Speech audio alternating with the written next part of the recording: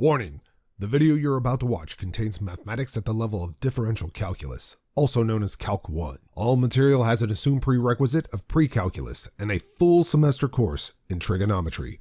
A thorough review of prerequisite topics can be found by searching the web. It's the system of equations. We must deal with them all at once. Always looking for solutions.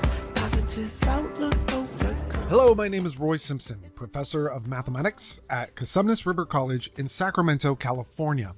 This is a second and final video in a series on indefinite integrals.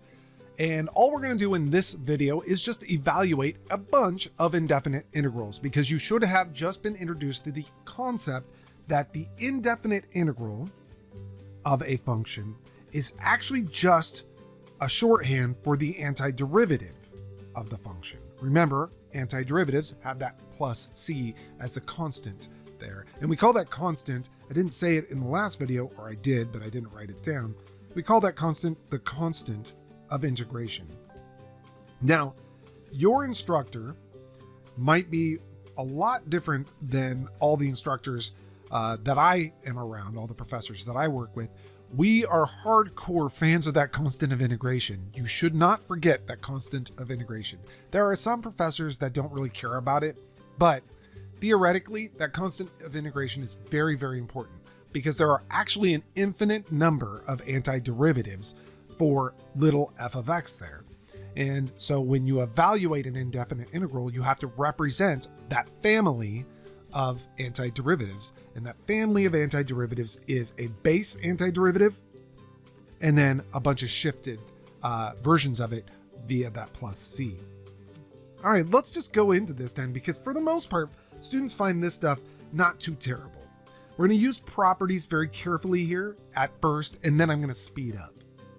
So the first thing I'm going to do with this indefinite integral is I'm going to break it into two pieces, because that's one of the properties of indefinite integrals. You can break it across addition or subtraction.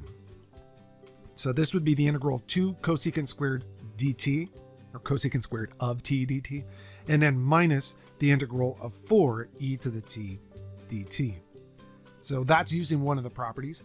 The other property that I'm going to use is that you can always pull constant factors outside of the integral, as long as they're constants. And so these are 2 integral of cosecant squared of t dt minus 4 integral e to the t dt. And then you just start asking yourself those questions, those very, very important questions. What would you take the derivative of to arrive at that cosecant squared? Such an important question. I'm going to write it off to the side. There you go. That's a question you're going to be asking yourself quite a bit when you do integration. What would you take the derivative of to arrive at the integrand? So in this case, the cosecant squared, normally you would say cotangent. However, the derivative of the cotangent would be a negative cosecant squared. So this is not the derivative of just the straight cotangent, it's the derivative of a negative cotangent. So it's going to be 2 times the negative cotangent of t. And then I'm just going to put a plus c sub 1 here, just to showcase something. We'll speed this up. If you know the punchline, we'll speed this up in a little bit. But for now, I'm going to take my time with this. Minus 4. And then you ask yourself, what would you take the derivative of to arrive at that e to the t? Well, obviously, that would be e to the t. But don't forget, there's a constant of integration from that one as well. And like you can see, I call that c sub 2. Now, if I distribute things through, I'll get a negative 2 cotangent of t plus 2 times c sub 1 minus 4 e to the t minus 4 c sub 2. Something you should note about the 2c sub 1, this guy right here, and the 4, by the way, I use those little bars on there because this is traditionally a capital C. So I'm just denoting that it's a capital C. There's something to mention about twice a constant minus 4 times another constant. If those are all constants, then really you can bleed them all together and just call that a standard constant C. So that's what I'm going to do here. I'm just going to glue all that stuff together on the back end of this. So I'm going to say minus 2 cotangent of t, or yeah, that's right, minus 4e to the t, and then plus a constant of integration, which is actually the blended version of 2c sub 1 minus 4c sub 2, but nobody cares about that. So this is perfectly fine. This is exactly the correct answer. This is the indefinite integral of a 2 cosecant squared minus 4e to the t. And you can double check again by taking the derivative if you want. I'll check in green. So if I took the derivative with respect to t of a negative 2 cotangent of t minus 4e to the t plus c, well, the derivative of negative 2 times the cotangent of t, well, derivative of the cotangent of t is negative cosecant squared of t. Negative 4, derivative of e to the t is e to the t, and the derivative of the constant is 0. So you get 2 cosecant squared of t minus 4 e to the t.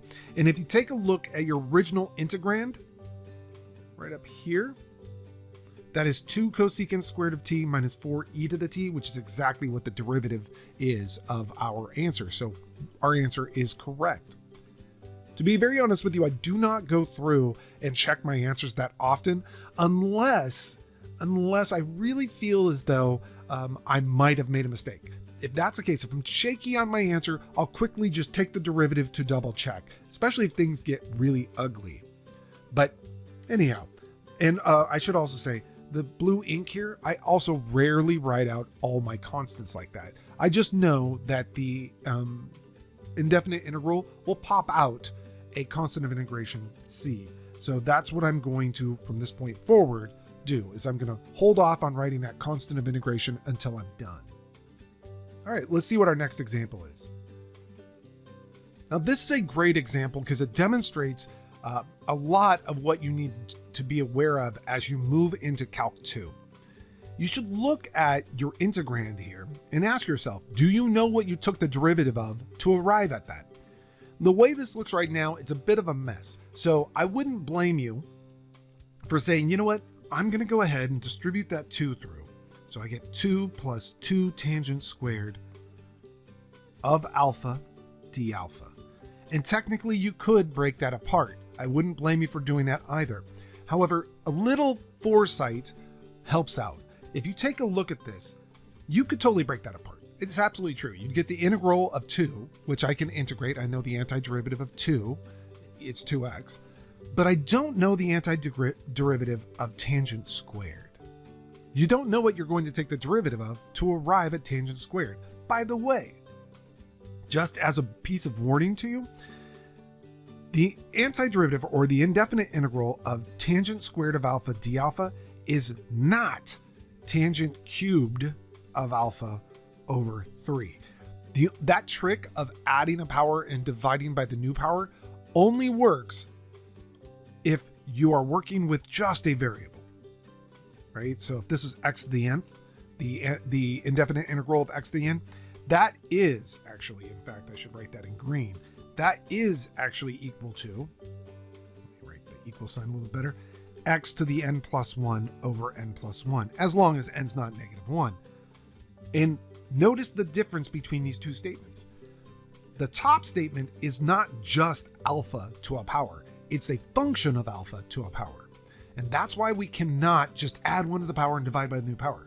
That add 1 to the power, divide by the new power trick only works if you just have a variable to a power, not a function to a power. So just be very, very aware of that. That being said, looking back over here, well, now we know it's going to be very hard to really finagle an antiderivative from this piece right here. I don't know the antiderivative of that offhand. If you have the foresight to know that and be honest with yourself and not go nuts, just remember what I constantly say. Do arithmetic before algebra, algebra before trig, trig before pre-cal, and pre-cal before calculus. So before I do anything else here, yes, I could distribute the 2, but actually I see a trigonometric identity. 1 plus tangent squared of alpha is secant squared. And if you can write this as 2 times the secant squared of alpha, which you can because that's a trig identity, then you could easily see you know the antiderivative of secant squared. What would you take the derivative of to arrive at secant squared? If you said the tangent, you are absolutely correct. This is going to be twice the tangent of alpha plus c. Notice how I sped up the computation there. If it was the previous problem, I would have said, oh, that's 2 times the integral secant squared, blah, blah, blah. And that's 2 times the antiderivative of the secant plus c sub 1. And then I distribute the 2. But I'm skipping that step now because there's no need. Now that you see it, you just know at the end you add c to your answer. And if there was a constant in front, you know that your answer would be that constant times the antiderivative of secant squared. That constant times the antiderivative of secant squared. So there you go. That is actually the antiderivative, or I'm sorry, the indefinite integral is equal to 2 tangent of alpha plus c. This is a very common indefinite integral here. And you start with the question, what would you take the derivative of to arrive at that integrand? Well, looking at that integrand, to me, I wouldn't know where to begin as far as just stating really quickly what I took the derivative of to arrive at that mess. So instead, perform your algebra before you do your calculus. Your algebra, you can break that up into 3 terms: x squared over x to the 1/2, minus x over x to the 1/2,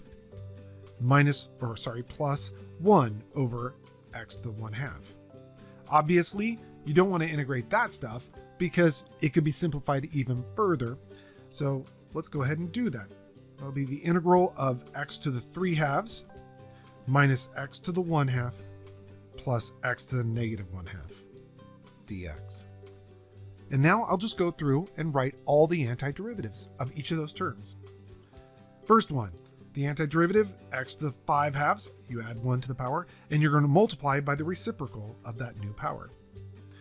Minus x to the 3/2, you added 1 to that power, and you multiply the front end by the reciprocal of that power. Plus x to the 1/2. That is because we added 1 to the power, and then you multiply the front end by the reciprocal of that power, and don't forget the constant of integration.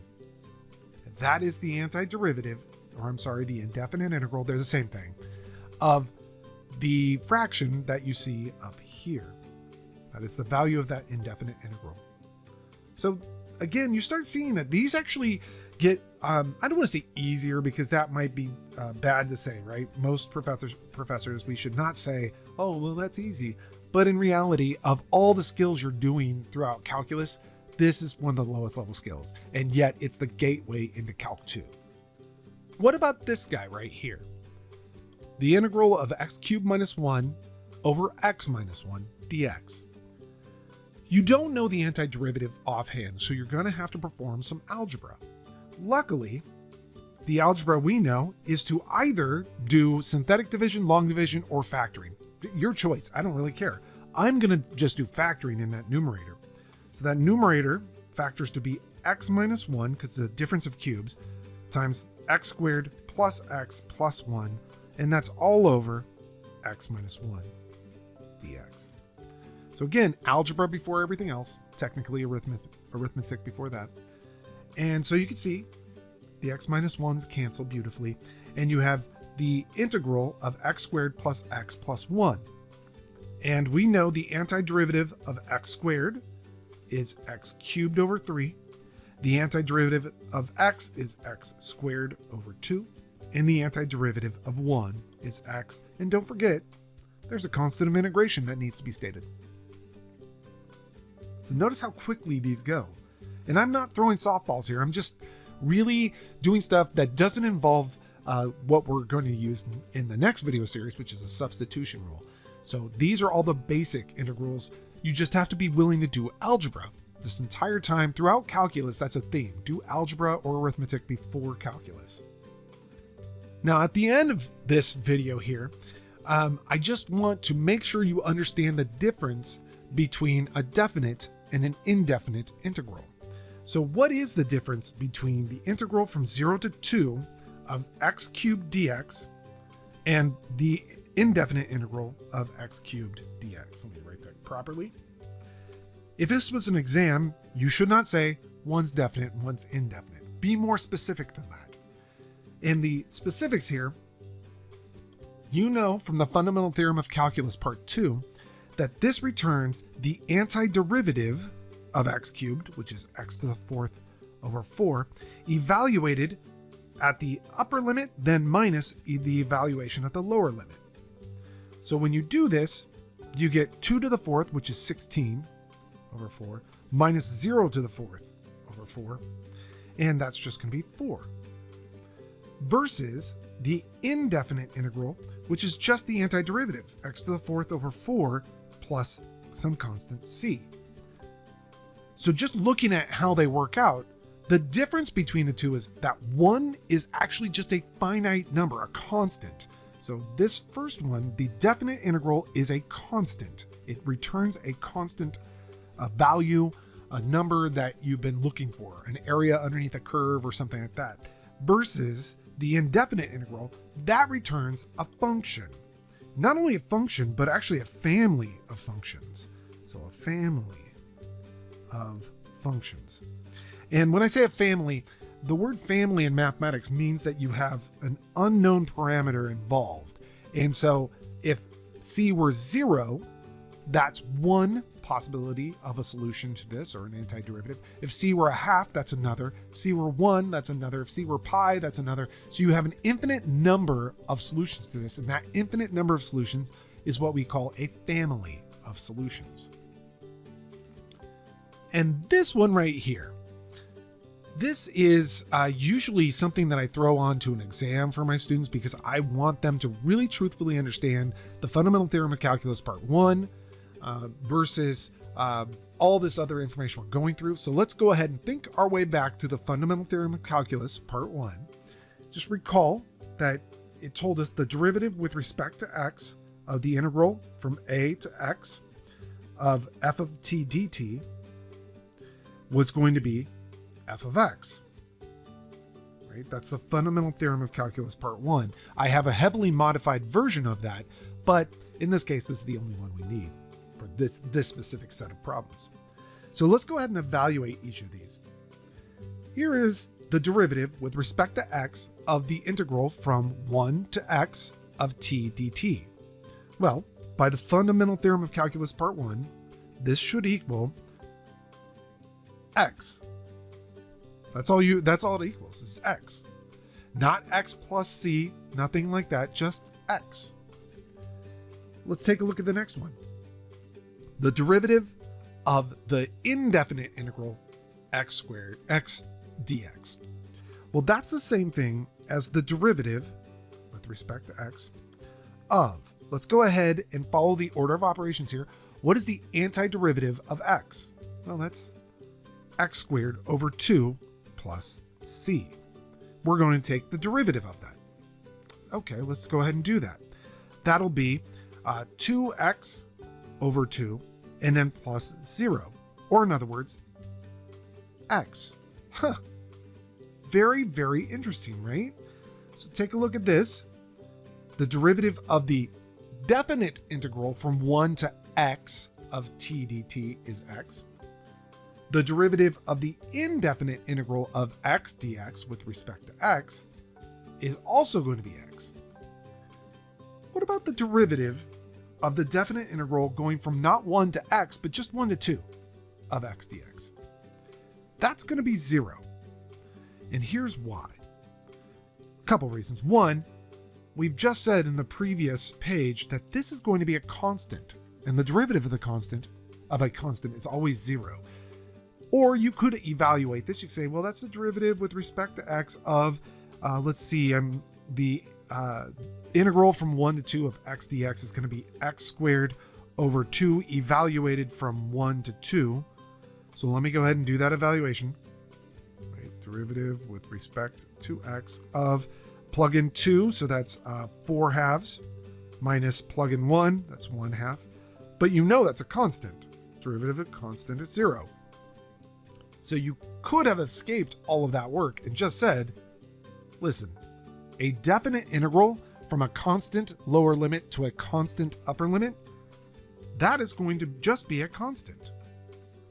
And so there's no need to go through all the computations. Its derivative will automatically be 0.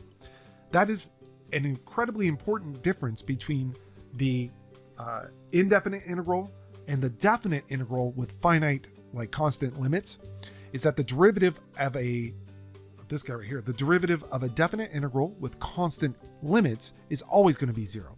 The derivative of an indefinite integral, however, will always return its argument.